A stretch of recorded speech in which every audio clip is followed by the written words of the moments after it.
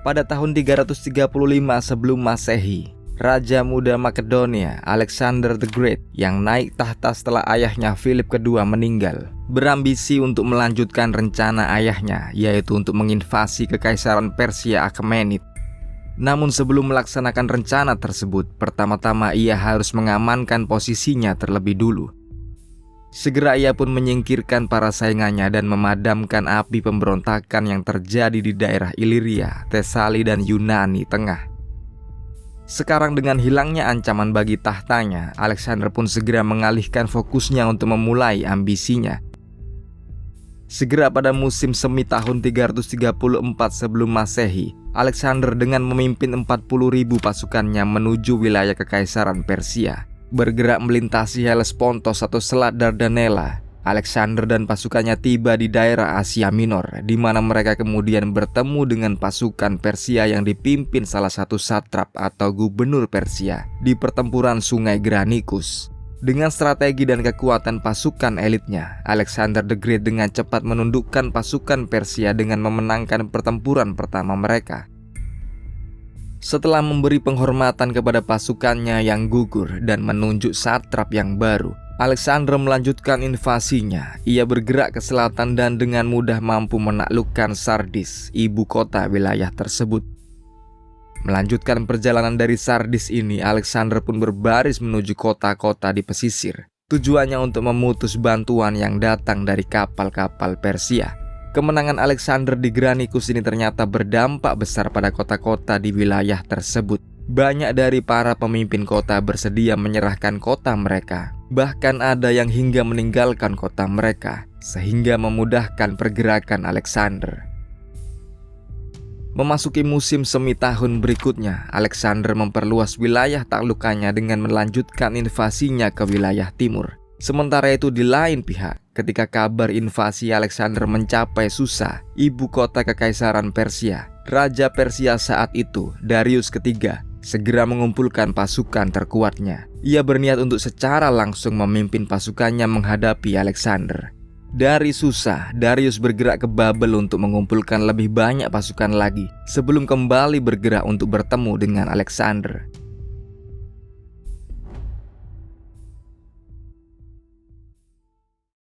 Segera setelah tiba di Tarsus, Alexander pun mengirim pasukan kecil yang dipimpin oleh Parmenion untuk mengintai dan menaklukkan kota-kota di sekitar Teluk Alexandreta. Tujuannya untuk mencegah Darius menerima dukungan dari armada Persia yang memudahkan mereka menerima pasokan dan memungkinkan mereka untuk melakukan serangan dari dua arah. Dan ketika tiba di pegunungan Amanus, Parmenion melihat bahwa tentara Persia berada di dekat kota Sokoi. Jadi ia pun segera mengirim utusan ke Alexander untuk memintanya bergegas bergabung dengannya, karena ia menyadari bahwa kedua pasukan yang terpisah jelas akan mudah dikalahkan. Menerima laporan ini, Alexander pun segera bergerak ke selatan untuk bergabung dengan Parmenion setelah meninggalkan tentaranya yang terluka dan sakit di Issus. Di pihak lain, Darius yang juga telah mengetahui bahwa tentara Makedonia telah menduduki celah Asyur, segera melakukan manuver cerdik. Ia memutuskan untuk bergerak ke utara melewati celah Amanus dan tiba di Issus dengan tujuan untuk memotong jalur bantuan Alexander.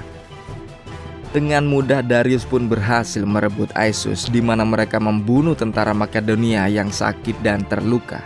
Tak lama setelah Alexander dan Parmenion bergabung, mereka menerima laporan bahwa pasukan Persia telah berada di Issus. Alexander yang awalnya tak percaya segera bergerak kembali ke utara setelah laporan tersebut dibenarkan oleh para pelaut yang melihat ribuan api unggun di selatan Issus. Sementara Alexander bergerak kembali ke Issus, Darius yang sudah bertekad untuk menghancurkan pasukan Alexander ini langsung menempatkan pasukannya di dataran di dekat sungai Pinarus. Di dataran yang lebarnya hanya 9 km ini, Darius menempatkan pasukannya di seberang utara sungai untuk memaksa infanteri-infanteri Makedonia yang terkenal kuat ini mengarungi sungai yang jelas akan melelahkan dan merugikan mereka. Namun sebenarnya lokasi tersebut juga akan menyulitkan Darius dalam memaksimalkan keunggulan jumlah pasukannya. Menurut para sejarawan, jumlah pasukan Darius saat itu ialah sekitar 100.000 orang yang terdiri dari tentara terbaik dari seluruh kekaisarannya. Darius menempatkan dirinya di barisan tengah belakang dengan dikelilingi 10.000 pengawal kerajaan yang dikenal sebagai The Immortal atau yang abadi karena jumlahnya yang tak pernah berkurang. Di depannya ditempatkan barisan tentara bayaran infanteri asal Yunani, sedangkan di sisi kiri dekat pesisir pantai yang memiliki medan cukup baik, ia menempatkan kavaleri terbaiknya dengan harapan jika pasukan berkuda ini akan mampu menerobos pasukan Makedonia. Sementara di sisi kanan berbaris rapi para infanteri asal Persia. Berbeda dengan pasukan Persia yang sudah bersiap, Alexander dan pasukannya yang bergerak dari arah selatan baru tiba di dekat sungai Pinarus pada sore hari. Alexander pun langsung mengatur posisi pasukannya sama seperti yang ia lakukan di pertempuran Granicus, di mana ia menempatkan dirinya bersama pasukan campuran yang terdiri dari tentara terbaiknya di sisi kanan dekat lereng gunung. Sementara di tengah, para falangs pun sudah bersiap dalam formasinya. Sedangkan di sisi kirinya dekat pantai, terdapat kavaleri dan infanteri Yunani yang dipimpin oleh Parmenion yang juga sudah siap menunggu komando.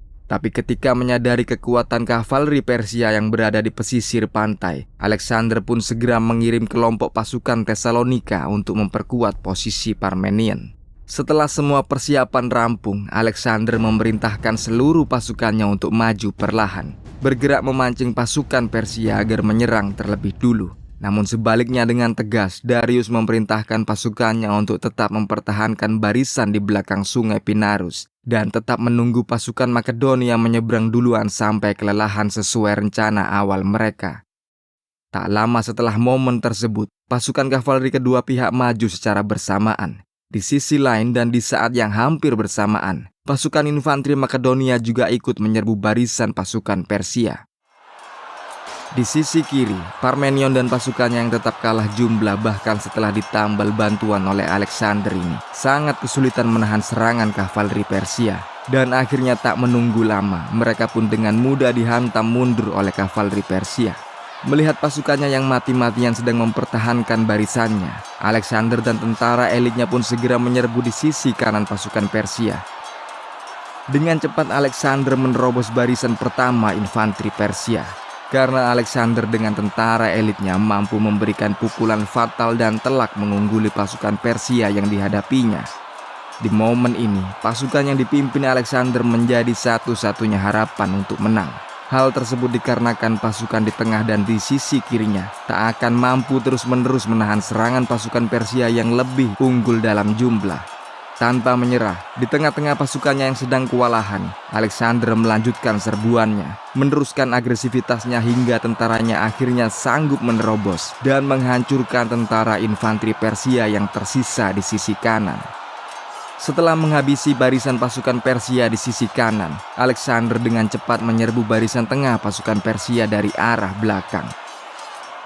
Serangan yang dilancarkan dari dua arah ini dalam sekejap mampu mengubah situasi. Dan di tengah sengitnya pertempuran, Alexander beserta tentara elitnya berusaha melihat dan menilai posisi Darius untuk langsung melancarkan serbuan yang diniatkan menghabisi Darius di pertempuran ini.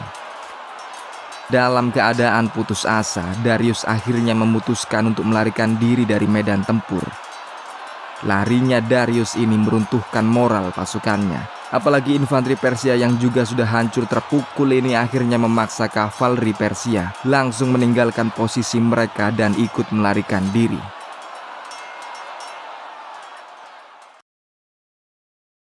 Meskipun pertempuran tersebut telah berakhir sore itu, Alexander segera mengumpulkan pasukannya guna mengejar tentara musuh yang melarikan diri. Beberapa kelompok pasukan Persia yang tersesat berhasil ditangkap. Namun tidak dengan Darius, ia berhasil selamat. Terhitung total korban dari pihak Persia sekitar 20.000 orang, sementara dari pihak Makedonia sekitar 5.000 orang. Pertempuran Aesus ini menjadi kemenangan kedua bagi Makedonia, meskipun dipimpin langsung oleh Raja Persia sendiri, yakni Darius ketiga. Dan ini pula yang menandai awal dari berakhirnya kekuasaan Kekaisaran Persia.